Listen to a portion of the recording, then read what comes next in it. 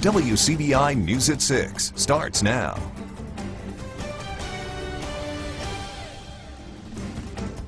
Good evening. Thank you for joining us. Investigators are building a capital murder case after two bodies were found in a creek behind a Calhoun County home Wednesday. Two suspects are now in custody in connection with this double homicide. Christopher Keel is being charged with capital murder and is believed to be the gunman. Trinity Hastings is being charged with accessory after the fact. Bond for Hastings is set at $250,000. No bond has yet been set for Keel. Sheriff Greg Pollan says the victims are Kendrick Armstrong and Sherry Turner. Both of them are from Bruce. Right now, investigators are still working to determine a motive in the case. Our Quentin Smith talked to family members of one of those victims today. He joins us in the studio with more. Quentin. Andrea, two families are grieving tonight after their loved ones were tragically shot multiple times and killed. I'm told Armstrong and Turner were close friends. Family members tell me they're going to lean on their faith and each other to get them through this tough and difficult time. As the rain falls outside the home where the bodies of Kendrick Armstrong and Sherry Turner were found, so do the tears fall from the faces of family members as they try to wrap their minds around this devastating tragedy. I'm having an out-of-body experience. It don't feel real. It ain't caught up with the real reality in my head. And the real reality is he's gone.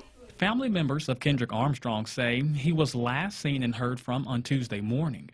After continuing to call his cell phone without an answer, family members then issued a missing persons report to the Bruce Police Department. This was definitely out of his character, not to be reached. And we automatically knew something's wrong. And you don't want to think the worst. Unfortunately, their worst nightmare was about to become a reality. Investigators received a tip that led them to this home on County Road 285, where they spoke with homeowners Christopher Keel and his girlfriend Trinity Hastings. During the investigation, deputies learned that the two were connected to the missing persons report and arrested both Keel and Hastings. Family members say they don't know how the victims and suspects knew each other or even crossed paths. A lot of people want to make it out to be a race thing. I don't think it had anything to do with that. I don't know what their beef was, but they set out to plot, scheme, and murder two good people. But for what? What was your reasons? Let me know. I would love to know. Family members admit it's going to be hard to fill the void that's now left behind. They describe Armstrong as a loving, caring, and outgoing person, a person who they say was taken away from them too soon. Kenny was just like my brother. Whenever I called Kenny, I needed him. Kenny was there for us. Hey, that really hurt. My nephew gone. They took my nephew's life from us. That really hurt us. Because everybody knew my brother, knew who he was, how he was. Good man. Who are you to take him from me? Us. His kids. Mother, brother, sister. Who are you? Now, family members say Armstrong just celebrated his 38th birthday this past weekend. This investigation is still ongoing. We're going to continue to follow this developing story and bring you more details as they become available. Andrea? All right, Quentin Smith in our studio with that story. The man accused of hitting and killing a 9-year-old Baldwin boy as he was getting on a school bus is indicted. Hunter Newman's attorney, Tony Varese, says it is his understanding that the 22-year-old man was indicted by a grand jury this week. The Lee County Circuit Clerk's office tells WCBI that the information will not be made public until tomorrow. The tragic incident happened on Halloween on Highway 370. Dalen Thomas was crossing the road to get on the bus. Newman was charged with culpable negligence manslaughter. An increase in Crime Stoppers tips leading to arrests in the Golden Triangle. The surge of information started in mid-January. Board members say this is the greatest success they've seen with the program in many years. Our Jory Talley joins us in the studio with more on that. Jory? The coordinator for Golden Triangle Crime Stoppers believes the story we did back in early January helped jump the start of the increase of information. The story brought more attention to the program's promise of being anonymous, and less than 10 weeks later, calls have really ramped up. Good tips help investigators build good cases, and good cases lead to more arrests. It's something that's paying off in the Golden Triangle. I ended up presenting 13 different cases to the Crime Stopper Board yesterday. Out of those 13, there were 5 arrests. Golden Triangle Crime Stoppers Coordinator and Lowndes County Narcotics Task Force Master Sergeant Kevin Forster says he expects that number to grow. When the numbers are finished, out of 13, we're probably looking at another 3 or 4 arrests out of the 13, which is a real high percentage point. Waiting on those to finalize, and then those numbers will come. Forster says this is the most successful month he's seen since he's been the division coordinator. He says it's not just about numbers, but also agency cooperation. In one of those 13 cases, information led 2 different agencies to realize they were looking for the same person. Crime Stopper tip came in. That's when we started realizing that, hey, the one you're looking for is the one we're looking for. We were able to join forces that evening, and as a result of that, we were able to serve the warrant that agency had. Lowndes County Narcotics Task Force Captain Archie Williams says that one tip ended up leading to bigger things. They had information that actually led to a location of a fugitive, which in return turned into a search warrant, a search of a residence, and a pretty large, substantial amount of cocaine and marijuana, and even a cash seizure and weapons, all in the same house. Williams says the rise in tips benefits all cases. He believes WCBI's recent story on Crime Stoppers shined a light on the promise of remaining anonymous. A lot of people have a problem believing things like that because they're worried about the backlash. We kind of talked in depth on it and how anonymous you will remain, and we will not give up your information, and I believe that maybe pushed more people to actually get involved. Forster has been the coordinator for 5 years. The Golden Triangle Crime Stoppers has paid out $3,000 this month. The reward money comes after information leads to an arrest. The lowest amount someone can receive is $150, and $1,000 is the highest. The amount is based on the degree of an offense. Board members and participants say a lot of people have been calling in information about wanted persons. Crime Stoppers, for a minimum payout for a wanted person is $400.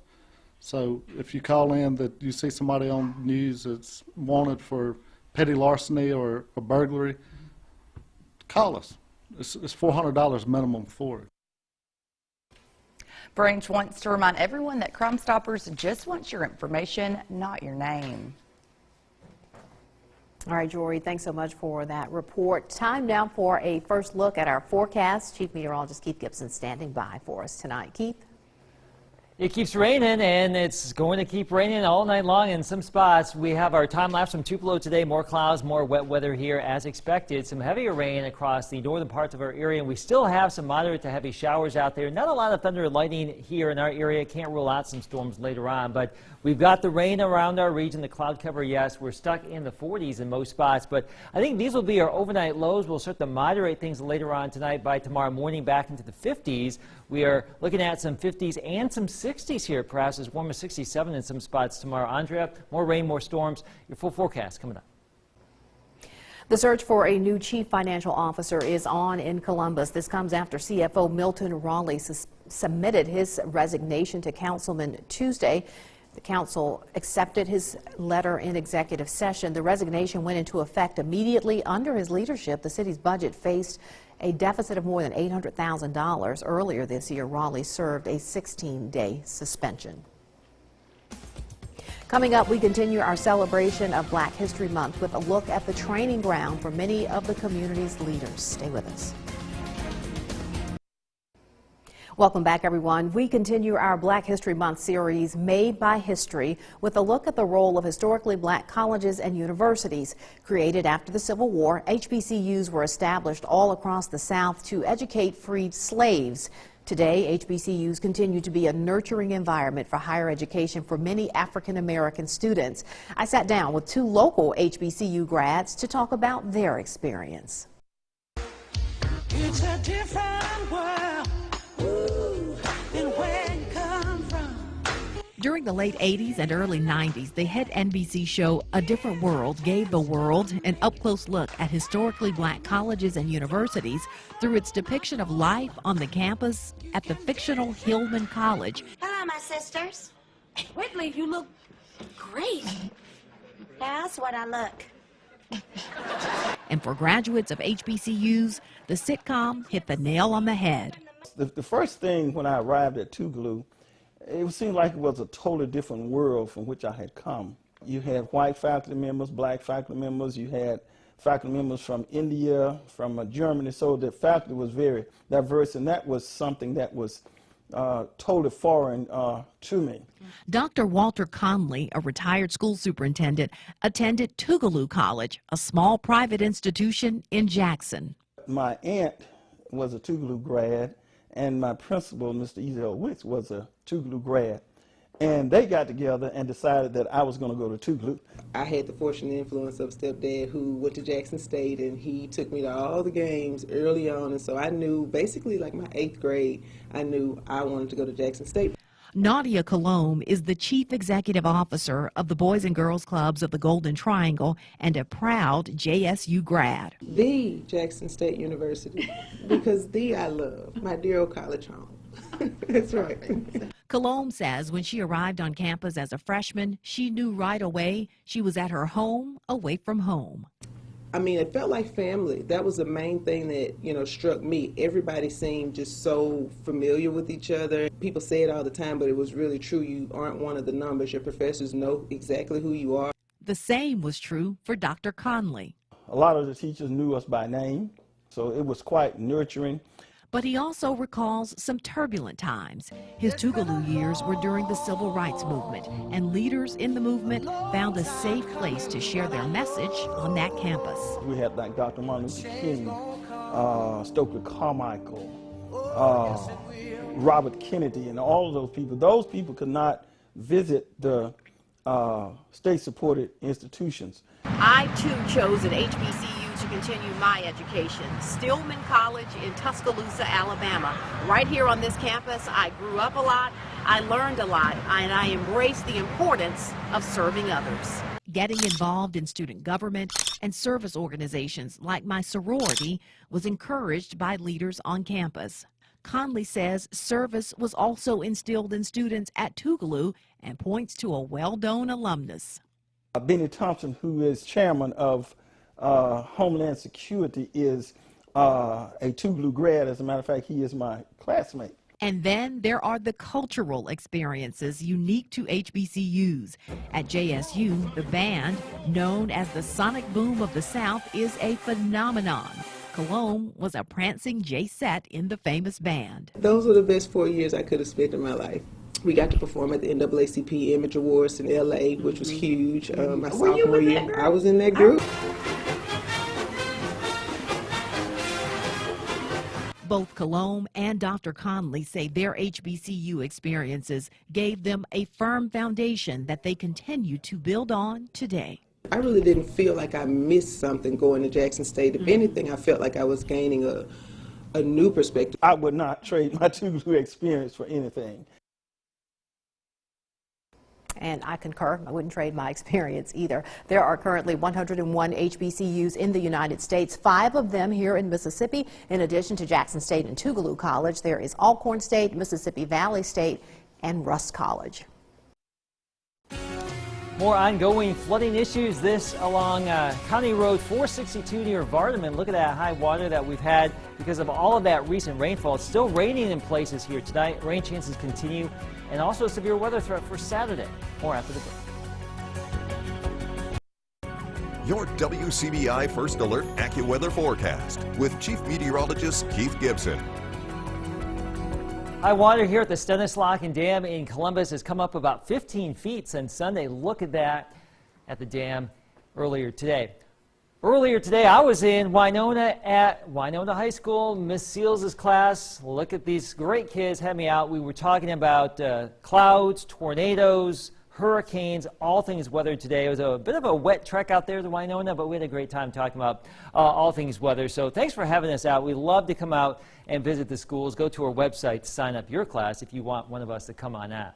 All right, Friday, we have wet weather in the forecast, some 50s and some 60s, more showers, more storms possible, and this will just aggravate the ongoing high waters and all that stuff we have here in our area. We are thinking, though, that temperatures will warm into the 60s in many spots. Some of you, especially south of Columbus, may actually get into the 70s if that warm front can get farther to the north. Some of you may stay in the 50s if we just can't get enough warming in the far north. So for tomorrow, for Saturday, more rain, more storms, another 1 to 4 inches possible, continued flooding concerns and severe weather possibility Saturday afternoon, probably after 1 o'clock into the evening hours here. We have yellow and orange. This is a severe weather threat, categories 2 and 3 of 5, all modes of severe weather possible. That does include tornadoes too on Saturday afternoon because of that thing right there in the desert southwest, that trough, that disturbance. Look at this, a live view in Las Vegas, Nevada. That is snow. You don't see this too often, accumulating snow not too far away from the Vegas Strip right now after some very snowy conditions earlier this morning where it actually did snow there at the McCarran Airport. We have wet weather here, no snow. This is all rain. It's going to stay rain for a while, so don't keep dreaming about snow. I think that's basically done. But the flood watch continues. We do have the wet weather here right now. Let me go through the next 24 hours. And into Friday, more showers, more storms possible. Tomorrow night, more showers and more storms possible. Saturday morning, things will start to quiet down just a little bit, but by the afternoon and evening right here, we may see some individual storm cells, maybe a squall line move on through. That would give us that severe weather threat, but high pressure winds out for your Sunday, so drier weather returns. We'll take that. 60s on Friday, 70s Saturday, a good chance for some strong to severe storms, but dry Sunday and Monday. More wet weather possibly next week. More of the show after the break. WCBI First Alert Weather School is brought to you by Emerson Animal Hospital in West Point. Your WCBI Sports with Courtney Robb is brought to you by your local Ford dealers. Go further. Just one final rivalry game of the season between Mississippi State and Ole Miss, this one being a rematch. The last time the two teams met, the Bulldogs with one of many dominating performances this season and marked the 10th straight win at the time for MSU. But regardless of the history, head coach Vic Schaefer, well, he's not taking the rematch lightly.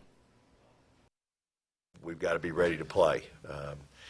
It was a close game here till about 5 minutes in the second quarter, and we made a little run, and so we know we've got to play well. They're a very good basketball team, tremendous guard play, so much respect for their guards, and of course going and having to play on the road anytime is always a concern. The Rebels have had some success in rematches for the season. For example, lost on the road to Vanderbilt, but beat them when it came to coming back and playing at home. And Coach Yolette McPhee-McEwen saying she remembers the battle to the Dogs and knows what it takes to beat Coach Schaefer and his squad. Here's what I know. I know in the fourth quarter we won, and I know that Vic does not take his starters out. So it wasn't like we did it against a scrub team. So we know how to have some type of success when we play them. I'm also aware that they're a top 10 team in the country, but that's why we play the game. And if our kids can't get excited about having a top, I think, 5 team in the country come in and compete, then they're at the wrong place, because we're going to make this into something that's even going to be way more exciting in the future. The pressure that they put on other opponents makes their other opponents uncomfortable, because their pressure is not what you would get day in, day out of the SEC. It's only like 2 or 3 teams that press you in the SEC, and they're one of them, and they pressure like it's tough. Well, the last time that the Bulldogs hit the road was when the 5th-ranked MSU team at the time took a loss to Missouri. That was exactly a week ago from today. And then the last time Ole Miss got a win was at home in the rematch to Vanderbilt, so maybe some interesting things going on there. If you're looking to catch the action, there's a few ways to do so. The first way, you can catch it on the SEC Network Plus, which is available through the SEC streaming service, and you can also tune into WCBI Sports later tonight at 10. We'll have the highlights and more. The Diamond Dogs and first-year head coach Chris Lamona is off to a hot start this season. Even through the weather troubles, MSU so far has 4 wins under its belt, 3 of which were blowouts. But the win last night definitely tested MSU's patience, and it's already back to the field tomorrow as MSU gets set for a 3-game series this upcoming weekend to Southern Miss.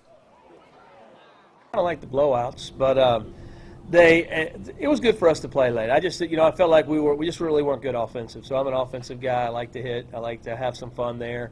But we're not going to hit every day, and we still got to be able to win games. So it was fun to see us get that win and see our closer go out there and really have to compete. I think our kids are really excited about it. We're excited about it. The fans are excited about it.